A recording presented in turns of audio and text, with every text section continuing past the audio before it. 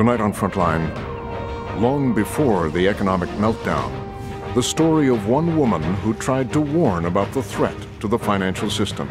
She saw something that people either had not seen or refused to see, and she tried to sound the warning. Nobody listened. What are you trying to protect? We're trying to protect the money of the American public. I was told that she was irascible, difficult, stubborn, unreasonable. Before the toxic assets poisoned the economy, she warned of their danger. And that made her the enemy of a very, very large number of people. She would fight an epic battle with one of the most powerful men in Washington. He was, as George Bush put it at the time, a rock star. It got pretty nasty pretty quickly. Greenspan turns to her, she turns to him. His face is red, and he's clearly quite upset. A story from inside the highest levels of the Clinton administration. They were all part of a very concerted effort to shut her up and to shut her down. And they did, in fact, shut her up and shut her down. Tonight on Frontline, Alan Greenspan, Brooksley Born, and The Warning.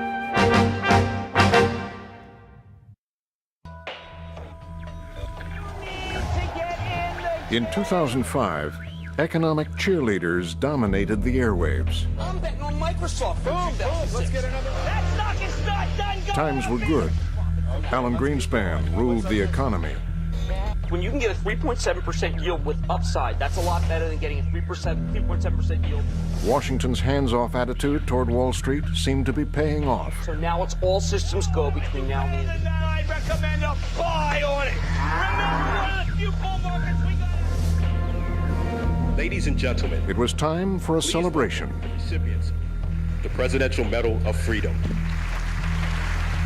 Alan Greenspan is one of the most admired and influential economists in our nation's history. The nation's highest civilian honor was bestowed on the man many called the Wizard. More than one story was written about Alan Greenspan as the Wizard, the man behind the curtain, the Wizard of Oz. Alan was a great wizard. No one understood what he said, but he said it in such a way that everybody bought it. What's going to happen when all of this stimulation starts to decline? Everybody hung on every word. Congressman, it depends on what is going on in the world generally. The Wizard, the man behind the curtain who mumbled in ways that ordinary people couldn't understand, but who appeared to be controlling absolutely everything. Then we're going to get exceptionally large amount of fiscal stimulus, which we're not going to want. Very few people wanted to take him on or challenge him because he knew so much more than they did, and if he didn't, he certainly appeared to. In his 18 years as Fed chairman, he applied those 5 presidents had watched Alan Greenspan work his magic. It started back in the Ford administration. Alan Greenspan was a financial consultant who was hired by Jerry Ford, first to be head of his Council of Economic Advisors in the 70s.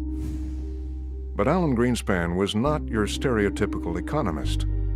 He was also very charming and a man about Washington.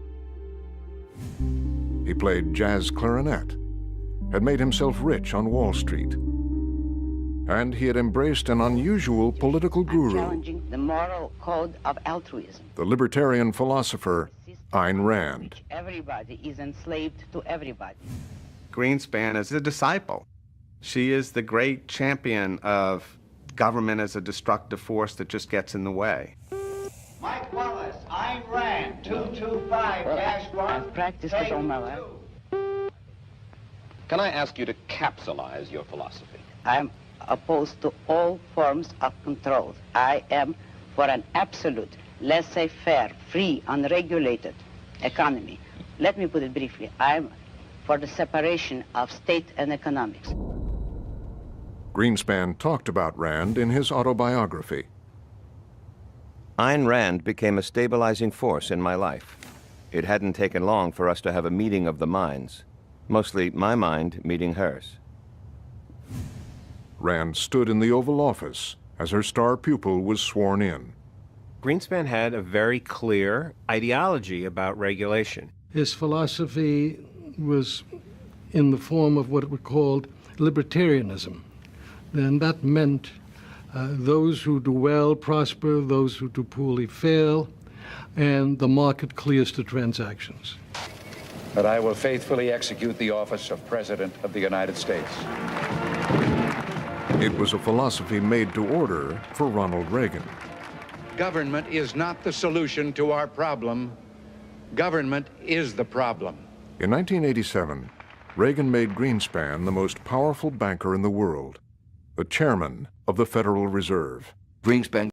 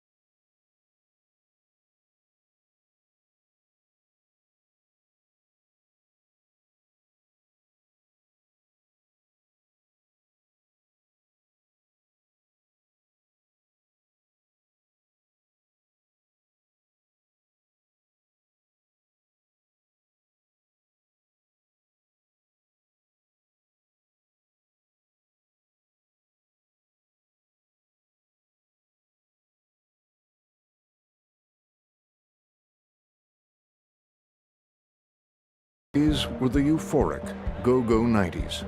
Well, the mid to the late 1990s were a very ripe boom period. It was the most robust portion of the tech boom. Internet fever has not subsided. On the money tonight, internet fever again. eBay up 700%. The financial markets were zooming. Priceline.com is the latest beneficiary of the internet stock craze. The market was rocking and rolling. Shares of the web technology companies soared more than 450%.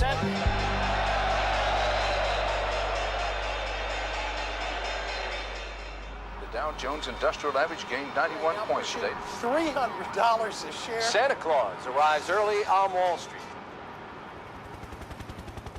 But in Washington, there was one agency that looked at the bull market with some skepticism. Buried deep in the bureaucracy, the Commodities Futures Trading Commission, CFTC. It was a small fish in otherwise a pretty big pond. It was always viewed as kind of a sleeping, small, not terribly significant agency. The agency was authorized to regulate agriculture futures and to oversee arcane, complex financial instruments known as derivatives. No, they're one of these little afterthought agencies that kind of get in the way of the big guys.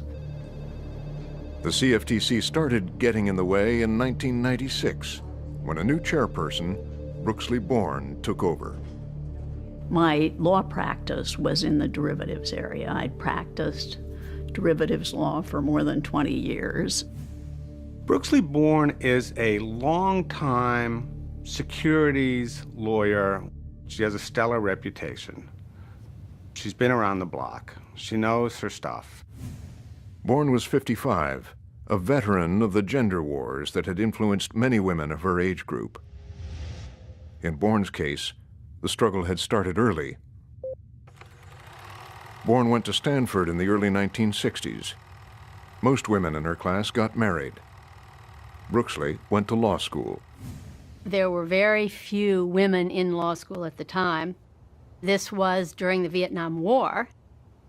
And a lot of men in the class saying, "What are you doing here? You're taking the place of somebody, a man who could be here and not have to go to the war." The way she approached this was, well, I got to show him I can do it. She did, top of her class. The first female president of the Stanford Law Review. You would think this would be a great moment of triumph for Brooksley Born. Instead, she gets a phone call from one of the deans, and he says, "Brooksley, I just want to let you know that the faculty stands ready to step in if you're not able to pull this off." It goes on like that, on and on and on at each step of Brooksley Born's life and career. In Washington, she became a partner in a prestigious law firm, built an international reputation, alliances with other powerful female attorneys, including one who happened to be the wife of Arkansas's governor. She had developed a very close relationship with Hillary Clinton when Hillary Clinton was a very prominent lawyer in Little Rock, Arkansas. And then Bill Clinton won the presidency. Brooksley Born found herself being invited down to Arkansas during the transition for a meeting with him to discuss possibly being the Attorney General of the United States. She's very self-effacing. She's flattered, but she's going to see if it happens. Week 7 of the Clinton transition. NBC's Andrea Mitchell tonight. For Attorney General, Clinton is considering Washington lawyer Brooksley Born, but he may have... Brooksley went in for an interview with Clinton. The story that comes back was that Clinton found her boring and that it never went anywhere. It didn't happen. Janet Reno was chosen. And that's how Brooksley Born ended up running the obscure CFTC. I think to some extent you could view this as a consolation prize. To the general world, people who knew Brooksley, the circles she traveled, the American Bar Association, the D.C. Bar, all the prestigious boards she served on, people were probably scratching their heads. An experienced financial litigator who'd seen the worst of the markets, Bourne was a believer in government regulation. Given the political climate in Washington at the time, clashes with Greenspan, Rubin, and Summers were inevitable. Almost right away, she had one. It began after she received an invitation to lunch at the Federal Reserve with the chairman himself. How could you not have a little bit of butterflies in your stomach when you're going to go see Alan Greenspan at that moment in time? It didn't take long for Bourne to learn that she and the chairman were not going to see eye to eye. He said something to the effect of, well, Brooksley, we're never going to agree on fraud. And she said, well, what do you mean? And he said, you probably think there should be rules against it. She said, well, yes, I do.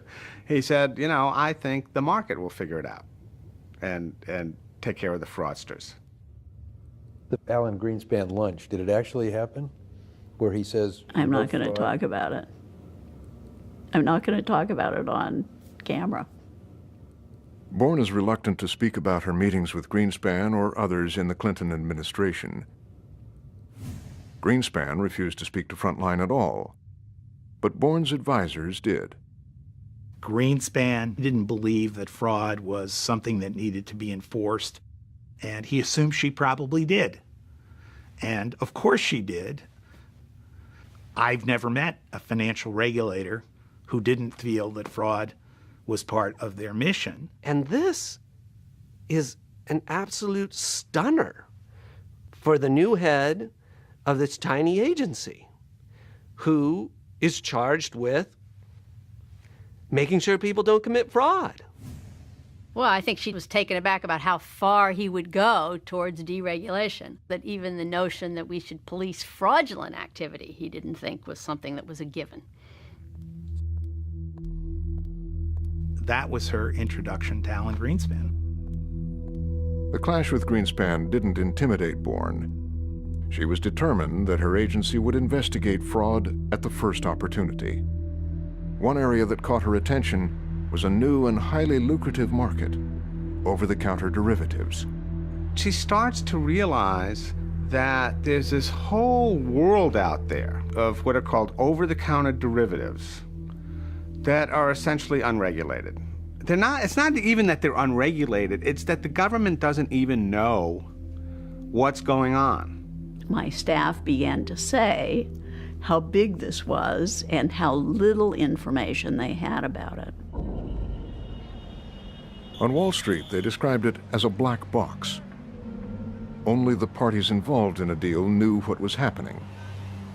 The derivatives market was a market that was not well understood, was growing rapidly, that had a few really smart, aggressive, innovative players. Derivatives, swaps, basically bets between companies and banks, laying off risk. Derivatives, in essence, are insurance policies that various players on Wall Street enter into to protect themselves from unforeseen calamities. It was a $27 trillion market, happening out of sight, inside a black box. We didn't truly know the dangers in the market because it was a dark market. There was no transparency. The conditions were very favorable for things to go wrong. As Bourne's investigators learned, there was also plenty of room for old-fashioned fraud. There's this major scandal at Bankers Trust where they have taken two of their customers, Procter & Gamble and Gibson greeting cards, to the cleaners with these complex over-the-counter derivative products. Dealings in derivatives sold by Bankers Trust. Procter & Gamble claim they've lost millions of dollars from derivative deals arranged by Bankers Trust. In 1993, Bankers Trust, one of the largest banks in the country at the time, had sold derivatives to Procter & Gamble. Procter & Gamble sued Bankers Trust, claiming that they had been sold products that they didn't really understand and that blew up in their face. The lawsuit set the stage for a stunning revelation. Bankers Trust employees took advantage of the fact that derivatives were too complicated to understand. It opened a window onto what was really going on in the derivatives market. As part of the case, Procter & Gamble discovered secret audio tape recordings of telephone calls among Bankers Trust brokers. There was one employee who described the business as a wet dream. A Bankers Trust employee said, "We set them up." They had taped phone calls from people inside Bankers Trust who were sort of chuckling, saying, "Ha, these idiots really think that this is in their best interest, but it's not. We're probably going to end up cleaning their clocks on these contracts." It had all happened in secret. Even this blatant scam might never have been discovered by the government. The only way the CFTC found out about the Bankers Trust fraud was because Procter & Gamble and others filed suit.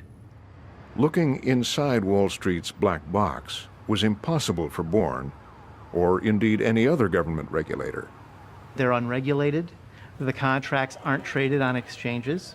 They're entered into between private parties. There was no record-keeping requirement imposed on participants in the market.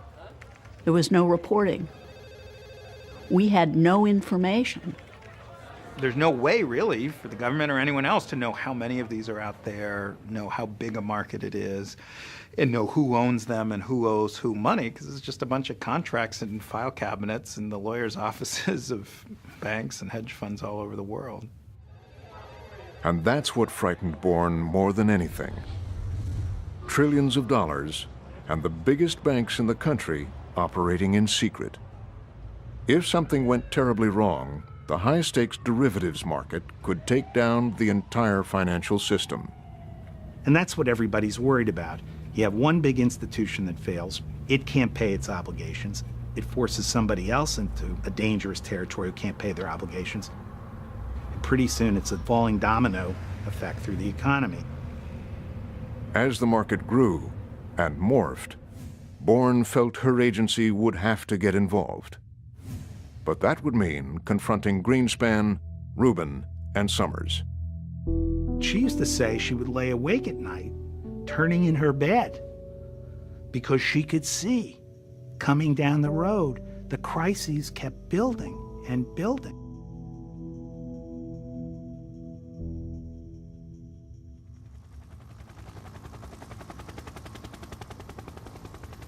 Federal Reserve Chairman Alan Greenspan told Congress today the U.S. economy is the best he's ever seen.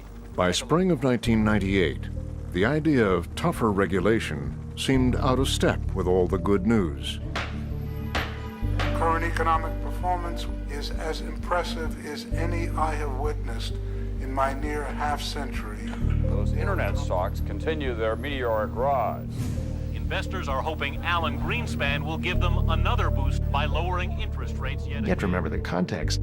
Companies are going public and doubling every week of the year. If you thought the internet bubble was about to burst, think again.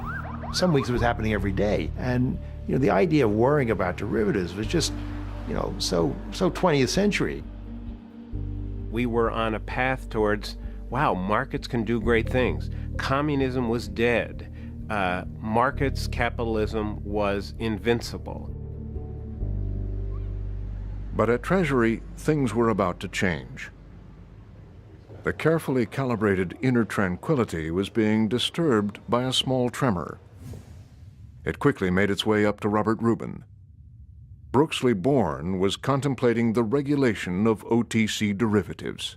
The pushback is visceral and immediate.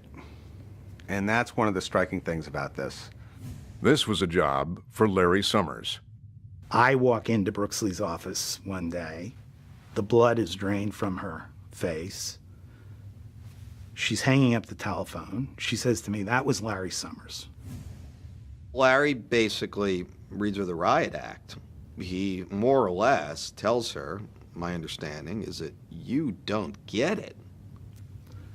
He says you're going to cause the worst financial crisis since the end of World War II, that he has, my memory is, 13 bankers in his office who have informed him of this. Stop right away. no more. In Washington, they say the financial sector has 5 lobbyists for every congressman. Brooksley Born is stepping into the maw of the most well-oiled and highly financed lobby in the history of Washington, D.C. It's the financial lobby. Bankers just fall over themselves, calling Summers and Rubin and Greenspan and everybody, saying, get this lady off our backs. But the harder they pushed, the more interested Born became. They were totally opposed to it. That puzzled me. You know, what was it that was in this market that had to be hidden? Why did it have to be a completely dark market? So it made me very suspicious and troubled. Born's agency was legally independent. She reported to the president. Rubin had no authority over her. To stop her, he would call upon his allies who sat with him on a secretive council known as the President's Working Group. The President's Working Group was the most influential White House body on financial policy. It was called at the discretion of the Secretary of the Treasury. It was a committee handpicked by Bob Rubin, and it was a committee that he steered. Larry Summers attended. So did Alan Greenspan. And the chairman of the SEC, Arthur Levitt. Alan and Bob and I had known one another and away from government. I think we all liked one another and respected one another. By executive order, the head of the CFTC also attended the meetings. I didn't know Brooksley Born. I was told that she was irascible, difficult, stubborn, unreasonable. Rubin, Summers, and Greenspan had a great deal of faith in their own intellects. And I think that they were not welcoming of somebody who looked at the world different and was kind of abrasive. You know, they were used to dealing mainly with men and with people they knew. And here was someone they didn't really know. They didn't know that much about her. And to boot, she was a woman. So, you know, put it all together and you got somebody that you can kind of flick off with the back of your hand. At least they thought.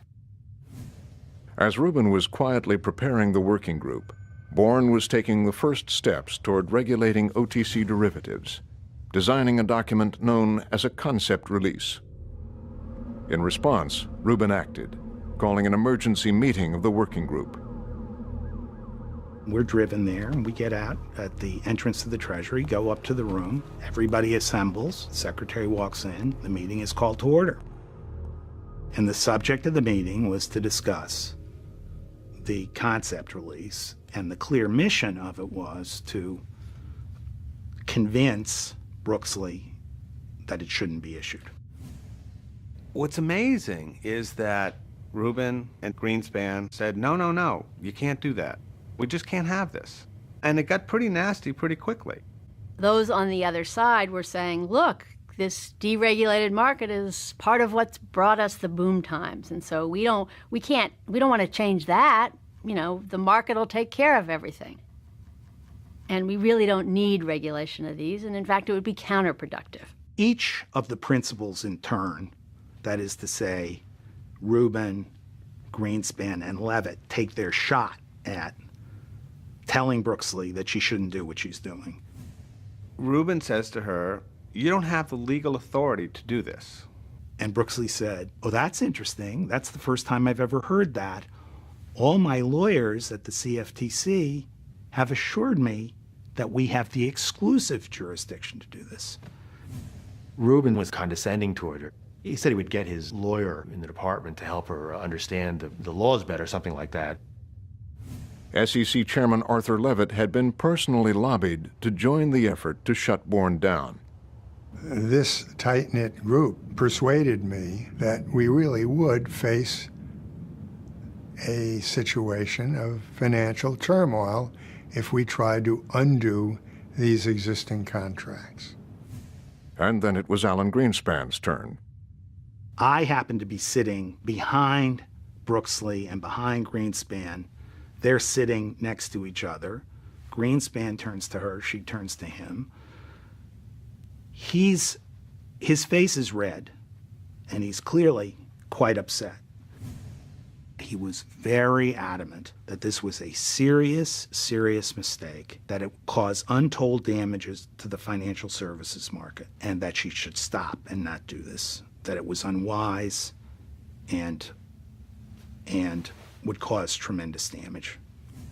In a group of this kind, there will be a disparity in power, and it would take an extraordinarily outspoken, knowledgeable, pugnacious person to fight the losing battle against the titans who led that group. It's the education of Brooks Lee Bourne. They decided that, hey, she's not playing ball. We're going to teach her a lesson. And we're going to get this thing killed because we don't want it to happen. But 2 weeks later, Bourne told her staff to publish the concept release. That creates an earthquake. You're talking foundation of the building. And she is literally in the crossfire of an amazing number of bullets. The response of the working group was immediate and unprecedented. By the afternoon, Rubin, Greenspan, Levitt put out a statement saying, this is a very bad thing, and Congress should act with all deliberate speed to block it. We have grave concerns about this action and its possible consequences. We are prepared to pursue, as appropriate, legislation that would provide greater certainty concerning the legal status of OTC derivatives. The powers that be in Washington put out the word to the media, and they put out the word to Capitol Hill that her views were not to be trusted, they were not to be taken seriously, that she was running a podunk agency. This was a power grab, and she didn't have a clear understanding of the products that she was going to regulate and shouldn't be entrusted with that kind of power. And it would be a great mistake if she were. Hearing of the Senate Agriculture Committee is now called to order. Only Congress had the legal authority to stop Bourne. Rubin, Greenspan, Summers, and Levitt lobbied hard. Today we will receive testimony on over-the-counter derivatives. Hearings were held almost immediately in both the House and the Senate. Brooks Lee is a lady, and the men were gentlemen, but the feelings were quite intense. This was an enormous embarrassment to the executive branch because they couldn't coordinate with each other. There are a ridiculous number of congressional hearings. Essential that the government not create uncertainty. CFTC wants to come into somebody else's yard here. She just gets pummeled on Capitol Hill. I see no evidence whatsoever to suggest that this is a troubled market, that fraud is rampant. The release has cast the shadow of regulatory uncertainty over a thriving market. The CFTC's action has and will bring, I believe, significant disruption to this important global market. It serves no useful purpose, hinders the efficiency of markets to enlarge. All the regulators there testifying, and all of them say this is a bad idea, this is a bad idea, this is a bad idea, this is a bad idea. And then she says this is a good idea, and the senators and congressmen just beat her over the head. I feel very strongly that we should not have one agency innovate in this area, and in doing so create very substantial financial problems. 90% of the members of Congress couldn't have told you what a derivative was. So all they knew was that these guys on Wall Street, some of whom make big campaign contributions, many of whom seem very smart, say if we do this, it'll screw up the economy. My question again is, what are you trying to protect? We're trying to protect the money of the American public, which is at risk in these markets. That summer of 1998, Bourne testified 4 times before hostile congressional committees. They were hearing from very respectable sources that there was no problem, and they chose to rely on those people. And I think that was understandable. I think it was unfortunate, but I think it was very understandable. I thank each one of you for coming and for your testimony. Thank you, Mr. Chairman. Thank you. The system wasn't set up to allow somebody like Brooksley Born to have a real impact. She was running against the tide of very powerful forces, and powerful forces that were doing exceptionally well.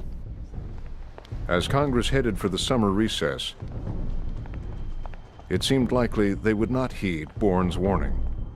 She had no support anywhere. She wasn't a member. She had no political capital. She had no chance. Then Bourne's warning became a prophecy. I was at home and I got a call, and as I would often get a call from the Treasury operator. And it was Secretary Rubin on a Saturday, and the Secretary of the Treasury wants to have a conversation with me about this hedge fund that apparently was about to go under. The hedge fund, long-term capital management, was melting down. A quiet panic had begun. It looked exactly like what Brooksley Born had been warning about. Known on the street as LTCM, it was the trillion-dollar favorite of in-the-know investors. LTCM's a hedge fund. It's run by John Merriweather, ex-Salomon Brothers. He's considered one of the great geniuses of the bond market. Tons of money flows his way from private investors who would like to make a killing via his smarts. The firm also had the former vice chairman of the Fed, Alan Greenspan's number 2. David Mullins and John Merriweather operated LTCM outside government regulations. They were the personification or the embodiment of Alan Greenspan's credo. Credo was, markets get it right. LTCM invented complex mathematical formulas and used derivatives to place their bets. These guys are the rock stars, the long-term capital management team. They're sort of rock stars for the math clubs of America. LTCM is a case study in arrogance. A lot of really, really smart people who thought they had a foolproof money machine. A number of them Nobel Prize winners. Neither the government nor investors knew anything about how LTCM worked. It was a completely secret process. If you want to invest in long-term capital management, you've got to walk into a conference room, abandon computers, abandon pencils, abandon yellow pads, no notes, and you're told there's a black box. Look at these returns, 46%, 40%, 20%. People are fighting to get into, to invest. People are fighting to lend money. LTCM did business with 15 of Wall Street's biggest banks, leveraging $5 billion into more than $1 trillion in derivatives. All these big banks hadn't done their homework. They didn't even know the extent of LTCM's exposures in the market or the fact that all of the other OTC derivatives dealers had been lending to them as well. Then trouble. LTCM's complicated computer models were failing. In Russia, the financial markets were hit hard today. Rocked by a financial crisis in Russia. The firm had all sorts of models that said no matter what happened, based on history, they couldn't lose more than $35 million a day. In Russia today, a grave financial situation grew decidedly worse. The effects of the Russia crisis were evident everywhere. They started dropping $300, $400, $500 million every day. Word of a pending collapse spread. Many banks had invested in LTCM's derivatives, believing they alone were in a deal. They weren't. When LTCM started to get stressed, and these guys said, I want to collect my collateral, they all discovered that a lot of other parties had the same claims on it. With Wall Street's banks in a panic, LTCM was perilously close to collapse. And that's when Washington first heard about the problem. The Secretary of the Treasury began to contact members of the President's working group. I got a call from the Treasury Department. I thought that LTCM was exactly what I had been worried about. None of the regulators had known they were on the verge of collapse. Why? Because we didn't have any information about the market.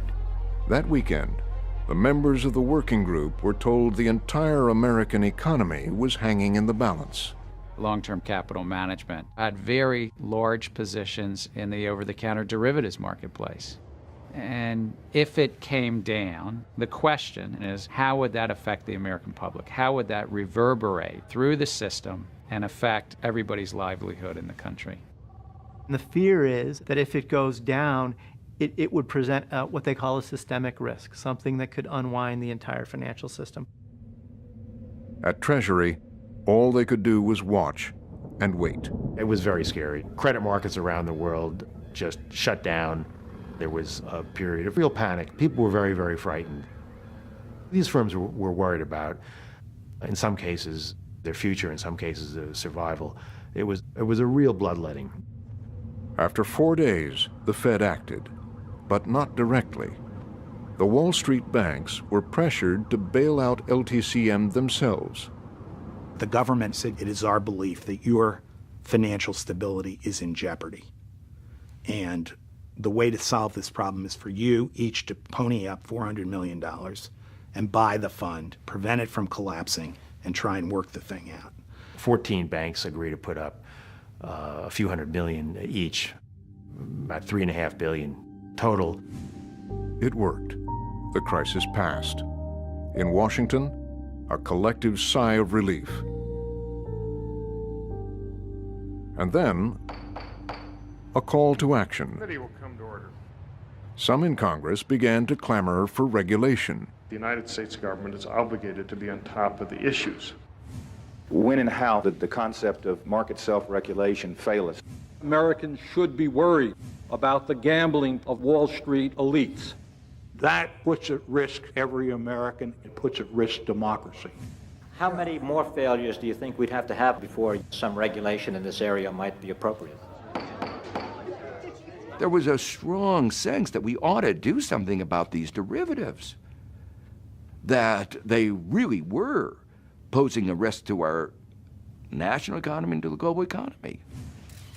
But Alan Greenspan had no intention of yielding.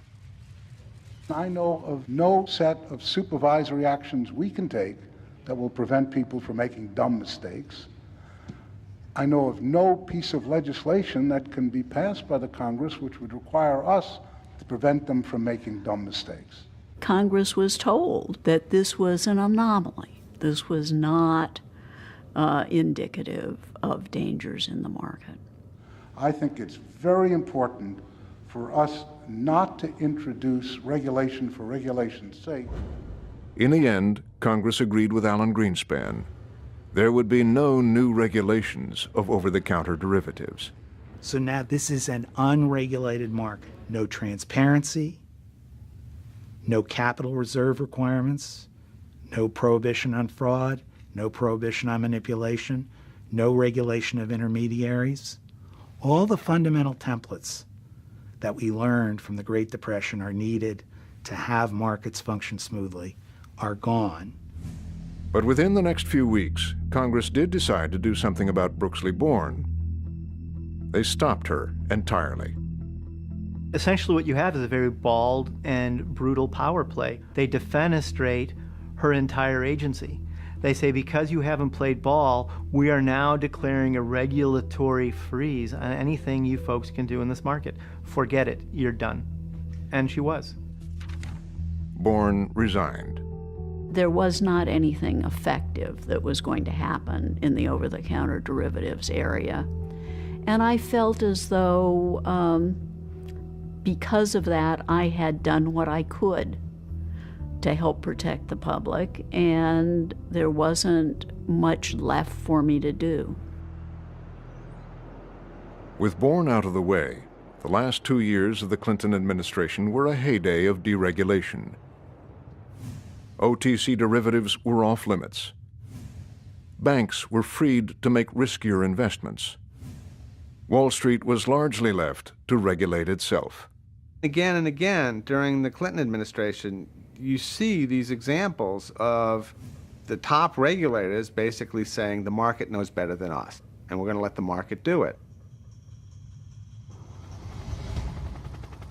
By 2007, the OTC derivatives market had grown to $595 trillion.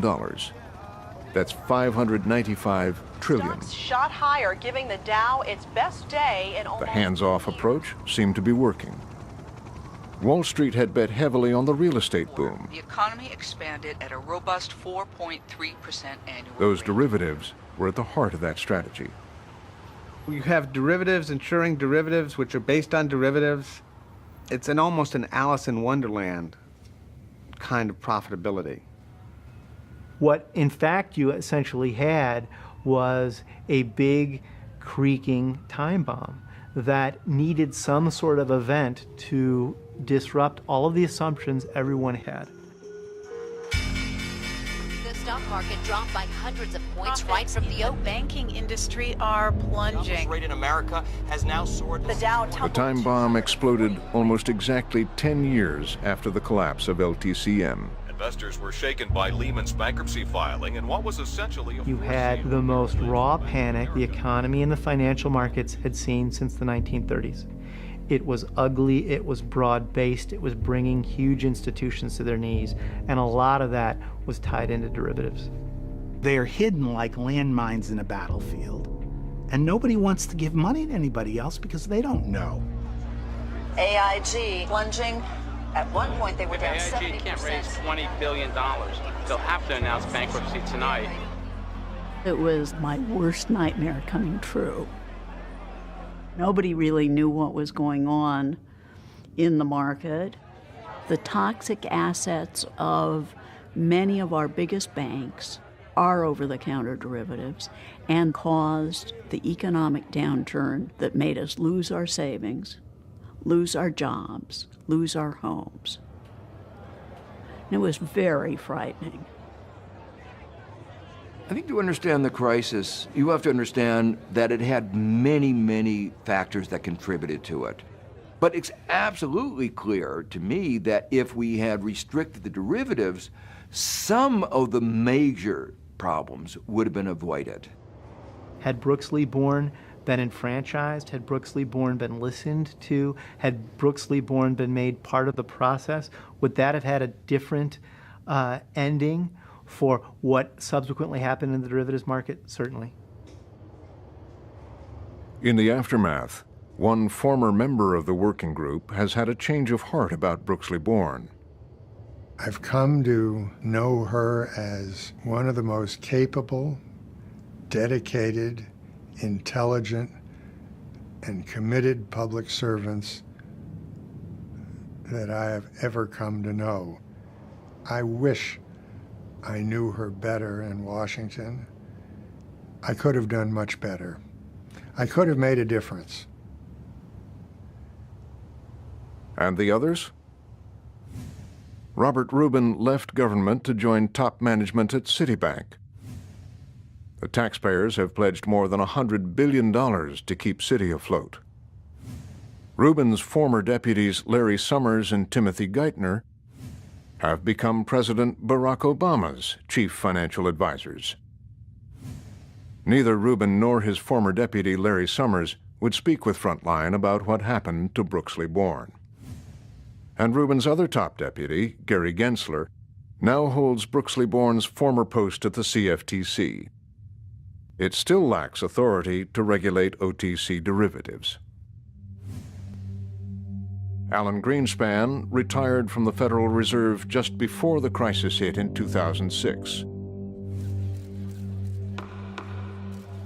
Committee will please come to order. Last year, he once again appeared before the Congress. You see Greenspan at the hearing table after the collapse, and you see a crushed man, really. He said that the premise that you could trust markets to regulate themselves was misplaced. You have been a staunch advocate for letting markets regulate themselves. And my question for you is simple. Were you wrong? Yes, I found a flaw, but I've been very distressed by that fact. You found a flaw in the reality. A flaw in the model that I perceived is the critical functioning structure that defines how the world works, so to speak. In other words, you found that your view of the world, your ideology was not right. Precisely. No, that's precisely the reason I was shocked because I've been going for 40 years or more with very considerable evidence that it was working exceptionally well. After almost 2 decades of public service, he realizes that the economic philosophy that he had pushed so hard, resisting regulation of derivatives, he realized that there were some fundamental flaws in that whole philosophy. It was a pretty incredible moment that after a lifetime of faith in a certain way the world worked, that Greenspan would say, I was wrong. It struck me as someone admitting that the core belief that had animated, basically a 20-year, 18-year career as Fed chief was wrong. It's stunning, but it doesn't undo the damage. And President Obama visits New York today to deliver a major address to Wall Street. Last month, the president spoke on Wall Street. We will not go back to the days of reckless behavior and unchecked excess that was at the heart of this crisis. Right now, he is deciding how hard to push to regulate the OTC derivative market. We've got to close the loopholes that were at the heart of the crisis. Where there were gaps in the rules, regulators lacked the authority to take action. The president's point man, Larry Summers, now says he supports strong regulation of over-the-counter derivatives. And Treasury has released a proposal outlining some of the same ideas Bourne had 11 years ago. But the financial lobby is still against those ideas and is lobbying hard at the White House and in Congress. The new regulations are stalled. I was very hopeful that in the aftermath of the crisis, we could see what had gone wrong and say, let's fix it.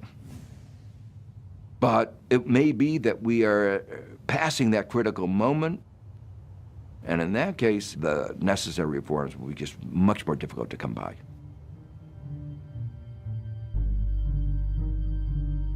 As for Brooksley Bourne, without new regulations, she's offering another warning. I think we will have continuing danger from these markets, and that we will have repeats of the financial crisis. May differ in details, but there will be significant financial downturns and disasters attributed to this regulatory gap over and over until we learn from experience.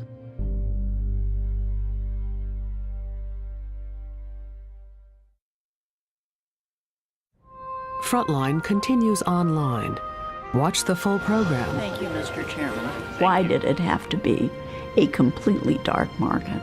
Read the interview with Brooksley Bourne and others. We ought to do something about these derivatives. Explore our video timeline that tracks the deregulation tide and those early financial crises that revealed the dangers of derivatives. Follow Frontline on Facebook and Twitter, or join the discussion at pbs.org.